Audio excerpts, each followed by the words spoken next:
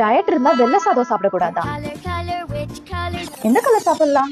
Brown rice and white ரைஸ்ல கிட்டத்தட்ட calorie சேம்னாலுமே brown ரைஸ்ல white ரைஸை விட ஃபைபர் அதிகம். ஆல்சோ ஒயிட் ரைஸை விட கிளைசிமிக் இண்டெக்ஸ் கம்மியா இருக்கு அண்ட் கொஞ்சம் சாப்பிட்டாலே வயிறு ஈஸியா ஃபில் ஆகிடும். கருப்பு கவுனி அரிசியில பிரவுன் ரைஸை விட 10 மடங்கு அதிகமா ஆன்டி ஆக்சிடென்ட்ஸ் இருக்கிறதுனால diabetes health, heart health, weight loss மேனேஜ்மெண்ட்டுக்கு ரொம்பவே எஃபெக்டிவா இருக்கு. ரெட் ரைஸ்ல protein, fibre, antioxidants white ரைஸை விட அதிகமா இருக்கிறதுனால பாடி இன்ஃப்ளமேஷன் கம்மி பண்றதுக்கும் உதவுது. ஸ்டடீஸ் ஹேவ் ப்ரூவ்ட் தட் ஒரு நாளைக்கு 50 கிராம்ஸ் ஆஃப் ஒயிட் ரைஸுக்கு பதிலா பிரவுன் ரைஸ் எடுத்துக்கிறது 16% டயபெட்டிஸ் ரிஸ்க் கம்மி பண்ணுதுன்னு ப்ரூவ் பண்ணிருக்காங்க.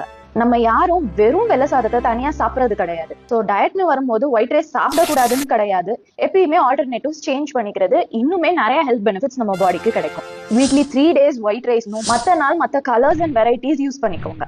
ரைஸ் கூட சேர்த்து equal quantity of protein and double the quantity of vegetables எடுத்துக்கிறது மூலியமா இன்னுமே எல்லா ஹெல்த் பெனிஃபிட்ஸும் கிடைக்கும்.